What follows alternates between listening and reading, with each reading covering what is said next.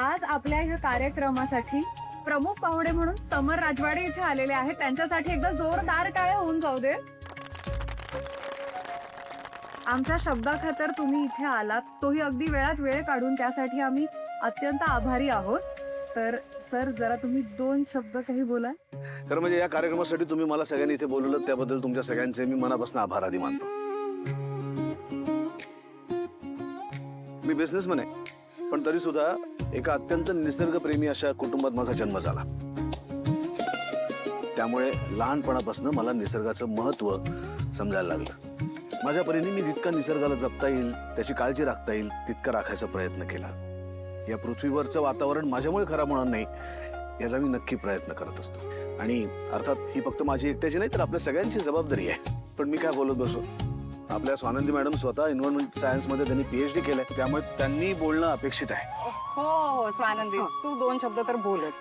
नाही, हे खरं आहे. मी एन्व्हायरमेंटल सायन्समध्ये PhD केली आहे, पण निसर्गाबद्दल बोलण्यासाठी खरं तर कुठल्याच डिग्रीची आवश्यकताच नाही. झाडं आपल्याला जगवतात, त्यांच्यामुळे आपण जगतो, हे अंतिम सत्य आहे. त्यामुळे मला असं वाटतं की त्यांची काळजी घेतलीच गेली पाहिजे.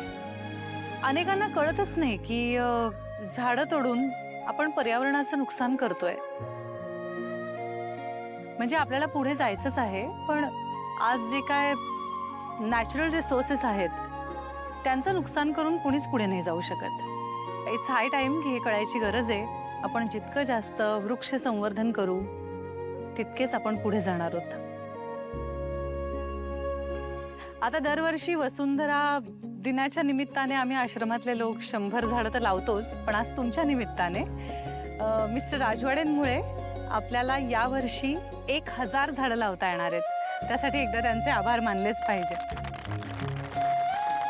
नाही हो, म्हणजे खरंच ही काही फॉर्मॅलिटी नाही आहे, पण आमच्यासाठी खूप मोठी गोष्ट आहे. त्यामुळे मनापासून थँक्यू.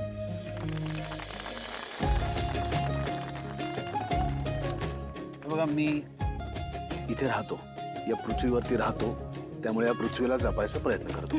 जसं आपण आपल्या घराला सांभाळतो, घराला जपतो, अगदी तसं. त्यामुळे याच्यात आभार वगैरे मानण्याची काहीही गरज नाही आहे.